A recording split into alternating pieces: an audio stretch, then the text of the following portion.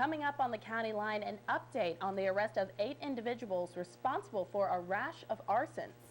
And how the Newcastle area is reacting to the arrests. Plus, all your local sports updates are right here, too. We're live. We're local. The County Line starts now.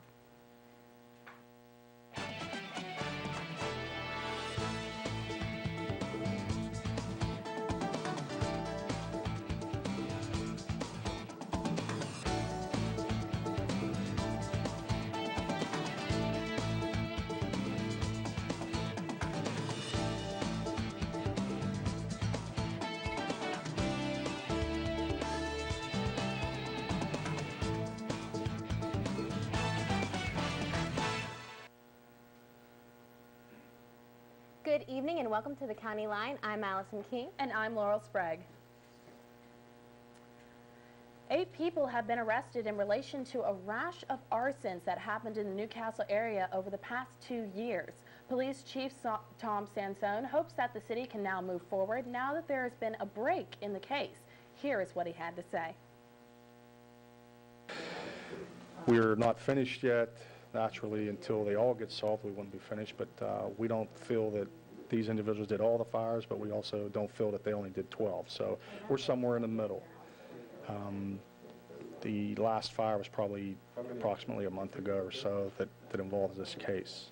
And we hope to do more through the ATF, which without them, we couldn't have did what we did.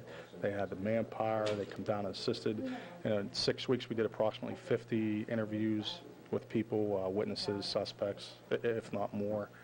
And we have one person dedicated, plus a few detectives to the arsons themselves. So that was a big help for us. I don't think they conspired as a group. I don't think it was that organized. They usually seem to have done it in groups of 2 or 3 at a time. So I definitely don't think it was overall conspiracy as far as all 8 of them go for every fire. It's good for the city. You know, we don't want to be known as the arson capital. We want to be known as the fireworks capital, the hot dog capital, the pizza capital. That's what we want to be known as.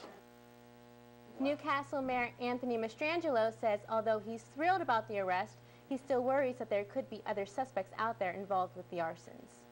I'm very pleased that we're able to identify at least 8. I'm a little concerned there's more out there, so we're not going to be closure right now. We're going to keep after them, be very aggressive. What I'm most impressed with is that the work that the police department and the fire department working together. We also worked with the community on Lower East Side. We developed a neighborhood watch committee, and I think that made people more aware of what was going on. We got a lot of publicity, a lot of Tommy's on television more than anyone that I know of, but you know, it helped us out. And we're getting cooperation. For instance, it was so much that the Pittsburgh Tribune Review gave us $10,000 for monies leading to the arrest and conviction. So everyone works together, and I think that's important. But it's not done yet, and we're going to clean up the city.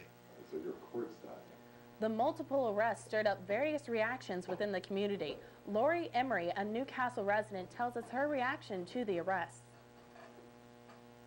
So how did the I Care House help out with the case of the arsons? Well, we have a neighborhood organization called the Courtside Neighborhood Organization.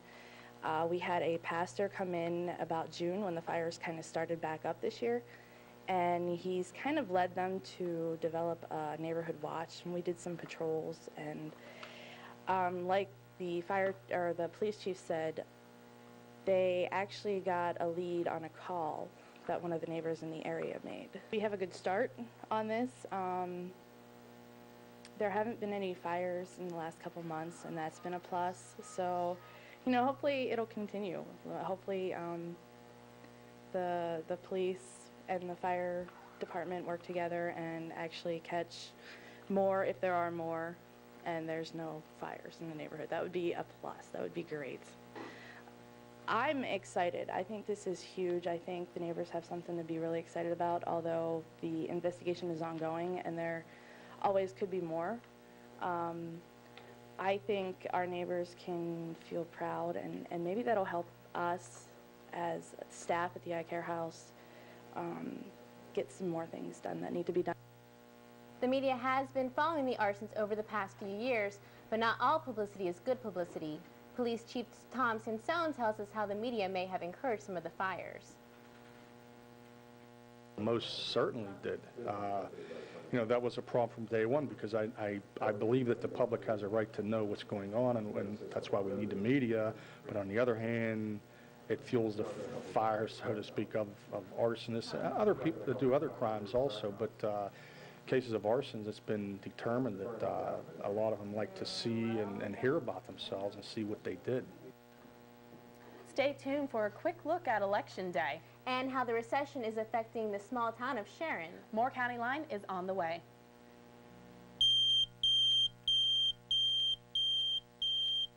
Remember, if there's ever an emergency, we meet here at the bottom of the driveway. And I'll get the emergency disaster kit out of the kitchen. Once we're all together, then we'll decide what to do.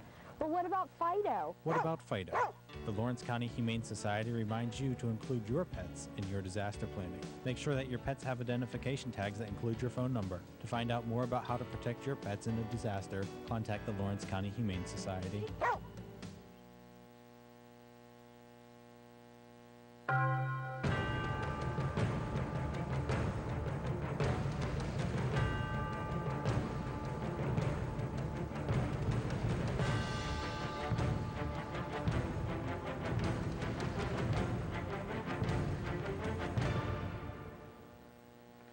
Polls open this Tuesday, marking the final stretch for district attorney candidates Democrat Joshua Lemancuza and Republican George Freed. Newcastle residents will also choose their city council as well as Newcastle School Board. Polls open at 7 Tuesday morning. And be sure to tune in right after the news for a re-airing of the League of Women Voters. With the current recession affecting cities all across the country, Sharon has been hit hard, having the highest unemployment rate in Pennsylvania. This week, County Line reporter Jordan Early sat down with Sharon's mayor, Bob Lucas, to see what their local government is doing to help the city get back on its feet. Like the rest of the country, Sharon, Pennsylvania has been affected by the economic downturn. The man in charge of the fight back in this area is Mayor Bob Lucas. I became a councilman, was elected a councilman in 2004, and in 2006 I was elected mayor. Sharon is a city in Mercer County, Pennsylvania that stretches 3.8 miles. Sharon's history includes the first Quaker Steak and Lube and borders the Shenango River. Unfortunately, the current recession has taken its toll on its unemployment rate. The current unemployment rate for the city of Sharon is somewhere around 13-14%. Okay. We are one of the highest. At one point in time, this past spring, we were the highest in Pennsylvania. What worries Lucas the most during this recession is Sharon's financial funding.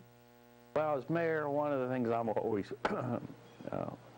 concerned about is our finances. You know, making it from one year to the next is a difficult task, and at this point in time, I'm putting a budget together, so that's on my mind. While many for sale signs are lining up Sharon's streets, the mayor wants to stress that his town is still a place to raise a family. We provide an atmosphere where you can raise kids and feel safe and secure.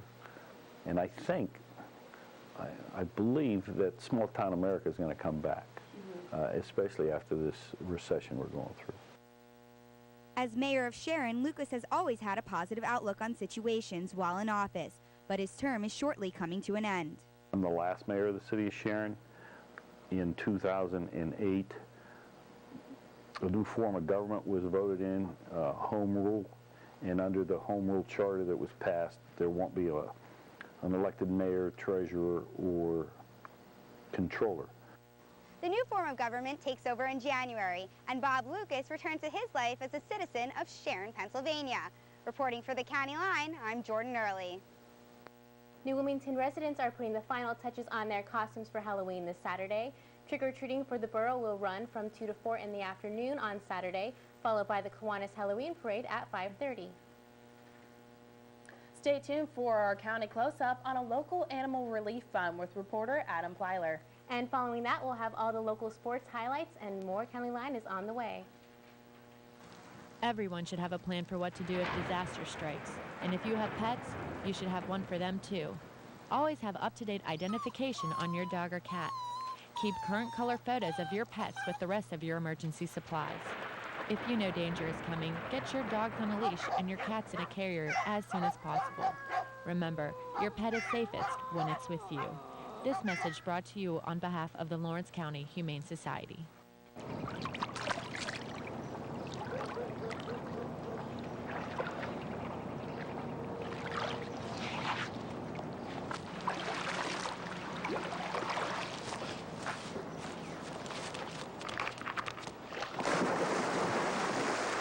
There's a better way to have fun with history.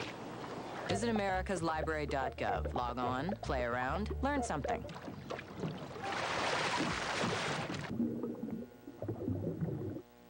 County Animal Relief Fund helps local animal organizations by giving them money to further their efforts. Reporter Adam Plyler sat down with Richard Rapone to find out more.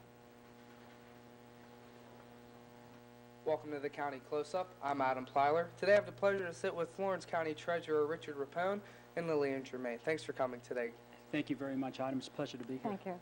No problem. And today we're talking about LCRF, which stands for Lawrence County Animal Relief Fund. That's correct. Could you explain that in detail for me, please? Sure, Adam. About a year and a half ago, as the treasurer of Lawrence County, one of the duties that we're charged with are issuing all the dog license to all of the residents that have a canine in Lawrence County.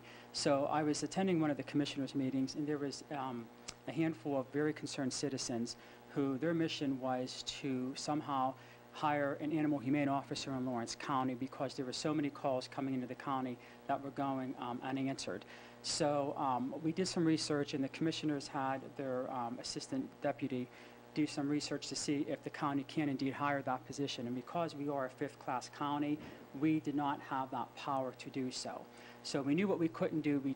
Then I decided to see what can we do. So one of the concerned citizens had told me about a program that the Allegheny County Treasurer had started about 7 years ago, where they created this organization, the Animal Relief Fund there. And so I contacted him, did some homework and research, and pretty much mirrored the program after them. With his mentoring, we were able to get our own program up and running. So that was about a year and a half ago, and we created a board and filed to become a nonprofit organization, and we're currently very close to receiving our 501c3 status as well and everything. So Lillian Germain is one of the members of our community that sits on our board, and I'm very proud to say our board is very, very well-rounded, very well-versed.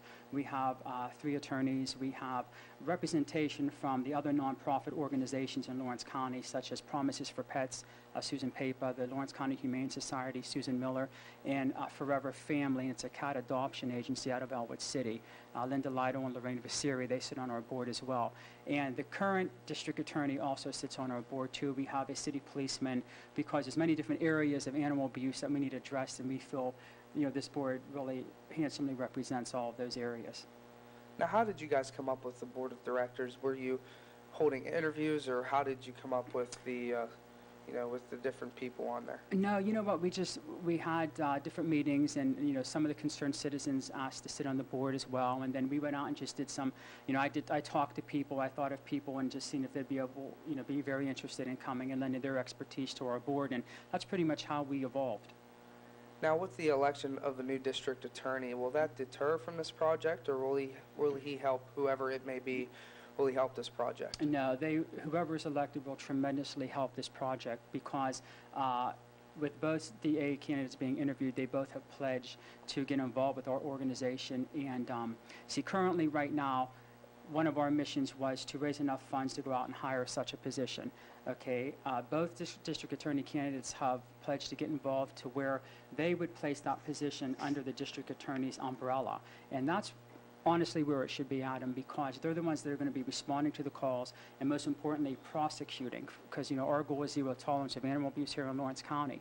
And this way, with them taking care of that very important position, then we could focus our efforts on helping the animals and the money that's coming in, helping the people and the animals on the front lines and ridding the community of that situation. Now, with this new project, a lot of people in Lawrence County are wondering, how will this be paid for? The Lawrence County Animal Relief Fund, how how will you guys receive funds for How that? we receive funds is, direct solicitation and everything. And then also I have contacted all our state legislators, okay, and I've asked them, we've presented our mission to them, and they are trying to get different money through grants for us as well. And all the, everybody understands what an issue this is in Lawrence County, and I know, speaking to all the state legislators, they've all pledged to help us out, and to get money through the state to help us out too in supporting our project.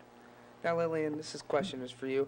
How did you become a board member of this relief fund? Well, because of my interest in pets, and I happen to have a daughter who passed away, and I knew she was intending to do something similar than what we were going to be doing, and I was very close with Richard, and we decided that we would just try to do the best we can as far as getting it together, but we had no idea how convoluted it is, and what our stumbling block was, because we're not coded to go out and solicit money or do funds or bonds or whatever. So we had to literally then just to rely on people that are going to give donations. And that's how we sort of got kick-started, because people who passed away and had an interest in pets, they actually gave us memorial donations. And we started step by step. And that's basically what we're doing until we are coded that we can then go out and seek more money. And even the money that was promised to us, we will not be able to get that until we are coded properly. Now, do you guys have a website our viewers can look at? We do, yes. We do encourage the viewers to please go to lcarf.com, and it's a really exciting website. And I have to also mention and give a lot of credit to the Lawrence County Technical Career Center, okay, because they really got involved and they were extremely instrumental in helping the Lawrence County ARF with the students out there. We had a young gentleman for a senior project who actually came to the courthouse and created the website, and it's a beautiful website, and much credit goes to him for doing that. And one of the different plugs we have on there is called Cindy's Corner. And as Lil has mentioned, she lost a daughter who was very, very interested in helping pets. So Lil, why don't you talk a little bit about Cindy's Corner, what that's all about? Well, because she was so interested, she was a hearing impaired teacher, and she was interested in mainly children and animals. And so she had really researched, and she had already spoken to people downtown in Pittsburgh, and she was about ready to do something about this. But since she passed away, and we knew her desire, and I knew he was getting involved in it, but even that, when we had a young man who was doing his Eagle Scout project, and he did it including her because he influenced her so much, and she has a plaque in Verona, PA, because her interest in any pet. And so that's basically how we got started, step by step. And also, we can't leave out the fact that we have a battery of volunteers who just want to be there, and they work so hard to try to do the best they can to save some of these pets. And we are right now trying to work with somebody to house some labs. But our big issue is when we get them, where we're going to put them. So, it's just a step by step by step, very difficult, but we're willing to put the time in. And when you have 3 attorneys that are giving their time freely, and everybody on that board, so we have a good group, and now we need some help. Thank you guys very much for coming on today. I appreciate it. Our pleasure. Thank you for having us, sir. We'll be back with more County Line just after this. Come on! This way! Who is that guy? I don't know! Hurry up! He's right behind us! I know!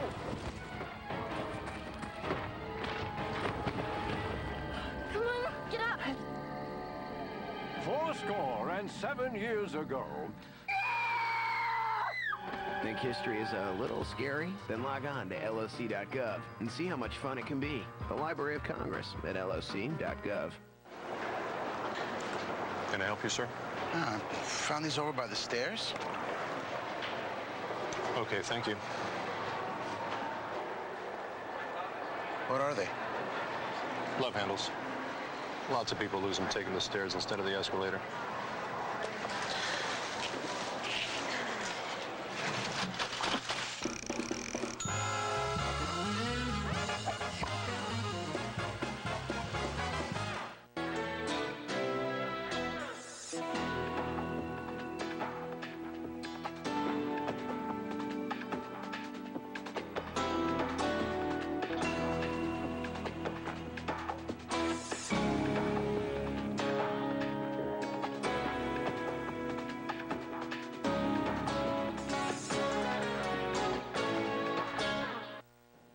Good evening, sports fans, and welcome to October's last edition of Titan Town Sports. I'm Matt Ogden.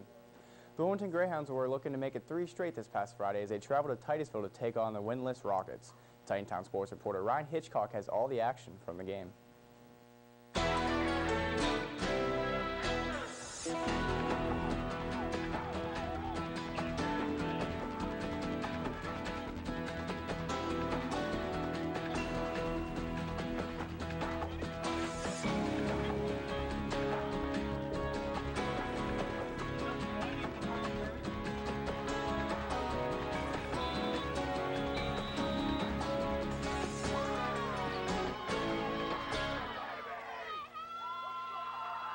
Hello and welcome to this week's edition of the Hounds Roundup. I'm Ryan Hitchcock, and this week the Hounds are away at Titusville and they go up against the Rockets. The weather isn't too nice. It's kind of nasty and a little bit rainy. The crowd still showed up despite the weather, and the game was a little bit muddy, but let's see if the Hounds can pull off another win for the season.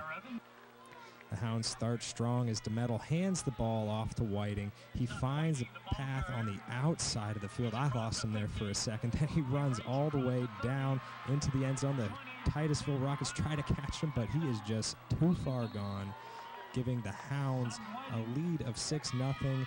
Unfortunately, they missed the kick. Still 6-0 in the first quarter. Hounds get possession of the ball again as DeMetal whips the ball to Whiting. Lose him there for a second, but he comes flying in from the side into the end zone for another touchdown, giving the Hounds a score of 12-0. But they go for the 2-point conversion, and it is good as DeMetal runs into the end zone, giving the score to be 14-0 Hounds in the first quarter. Jake DeMetal fumbles the ball in the mud, but picks it back up and runs down the field, dodging some of the Titusville Rockets, but they take him down just short of the goal line.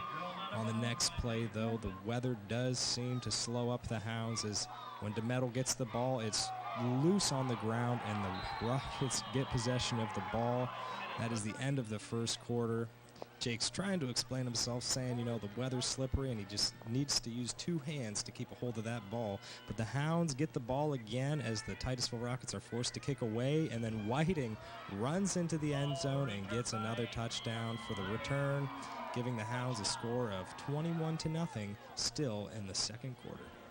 Weather plays a factor in many games, but that doesn't stop the Hounds from giving the ball to Burns as he leaps over a Rocket and dodges another one and flies into the end zone, giving the Hounds another 7 points. Burns gets the ball again and he finds an opening. The Rockets can't catch up to him. It's just too muddy, but they get close and he dives into the end zone to get another 7 points added on to that scoreboard and giving them the win for the game. It's 35-0 in the end. Next week the Hounds play at home as they go up against Slippery Rock, and not only will the game be on the Hounds Roundup, but it will be on PCN Live, filmed by the WCN crew, and I will be there as well giving you your Hounds Roundup. Stay tuned next week for more Hounds Roundup. I'm Ryan Hitchcock. After shutting out their past 2 opponents by combined 99 points, the Hounds look to keep hot as they host the Slippery Rock Rockets tomorrow evening. Kickoff is set for 7:30. The Westminster Titans football team was flying high after their 2nd straight win 2 weeks ago over Bethany College. This past Saturday, they hosted the nationally ranked W&J Presidents, hoping to make it 3 in a row. Titan Town sports reporter Mike Hazlett has all the highlights from this PAC matchup. The Westminster Titans were unable to stop the Pac's dominant force, the Presidents, out of Washington and Jefferson this past Saturday. Joe Mucco struck first against the Titans on an 18-yard pass from Rometa. After another President score, the Titans tried to gain momentum, only to have Kevin Francis' pass intercepted by Josh Buckley. Buckley runs it in 36 yards, topping off the first quarter 21-0. And that wasn't the first time Kevin Franz threw a pick for 6. Halfway through the second quarter, Franz does it again, this time to Craig Sandoff. Sandoff runs it back for 56 yards. The Titans trail behind W&J 35 points going into the half. Coming out of halftime, the Presidents showed no signs of stopping, shutting down the Titans' momentum and Lee Hockey's passing game. And when Lee Hockey tries to run the ball, results weren't any better. Matt Gow picks up Lee Hockey's fumble, running it in 16 yards for another W&J score. Finally, the Titans score when Nick McCloskey is able to punch it in on a 3-yard power run. The Presidents respond with one last touchdown when Rometto's pass to Craig Bensong is complete. Final score, W&J 49, Westminster 7. Titans will be preparing for Grove City this week during their bye. Titantown Sports, I'm Mike Hazlett. This blowout loss puts the Titans at 3-5 for the season overall and 2-3 in the PAC. The Titans are not in action again until next Saturday as they travel to Grove City to take on the Golden Eagles. Many of the Titan athletics teams are beginning to close in on their postseasons, but still have a few games to go to try and catch some steam before going into their respective PAC tournaments. The men's soccer team won this past Tuesday against Bethany College 3-0 to put the team at 500 for the season with a 9-9 record. The women also chalked up a W against Bethany Tuesday by a count of 1-0. The women are 13-5-1 on this season, and both teams will play host to Grove City Saturday for their last game of their regular season before their PAC tournament begins. The women's volleyball team fell to the Golden Tornadoes Tuesday evening, 3-0 at Geneva. The team will be in action twice on Saturday at Washington and Jefferson College, which also marks their final games of the regular season before their PAC tournament begins. And the men and women's cross-country teams are all out of regular season invitationals as they will be traveling to St. Vincent on Saturday, hoping to run away with a first-place finish. Basketball. The men and women's basketball teams have been practicing for nearly a month now in preparation for their upcoming season. The PAC preseason basketball rankings have been announced. Shown here with their records from last season, the men are expected to finish 5th in the PAC for this upcoming season.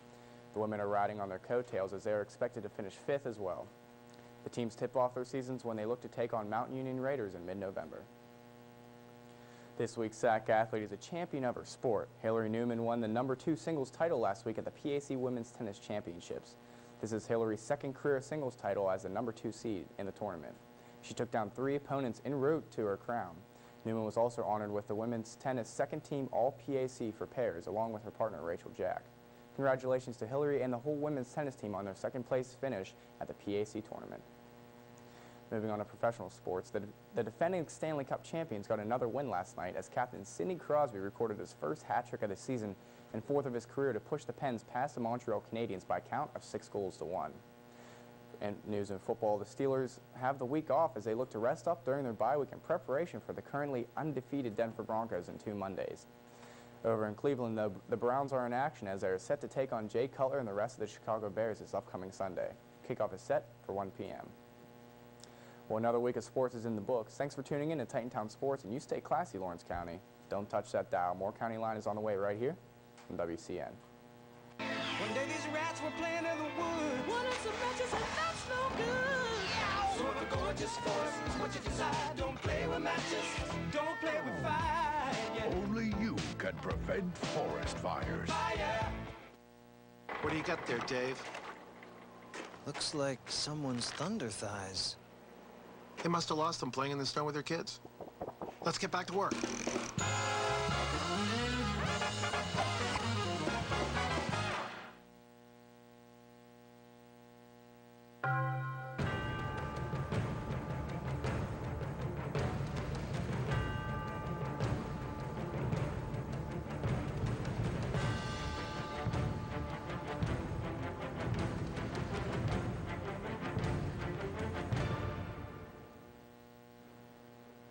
Opera Westminster celebrates Halloween with their production of Wiener Blut, Saturday night at 7:30 in Orr Auditorium. The opera, written by Johann Strauss, promises an evening of waltzes and singing. It is free and open to the public. And this Saturday is not just a holiday for all the trick-or-treaters, it also marks the first day of turkey hunting season. Hunters are reminded to act responsibly when outdoors. Turkey season runs through November 15th. That's the news for tonight's edition of the County Line. Be sure to tune in after the show tonight for a re-airing of the League of Women Voters. And be sure to tune in next week for your local news and sports coverage. In the meantime, log on to WCN247.com for continuous coverage of your campus and your community. Good night. Good night.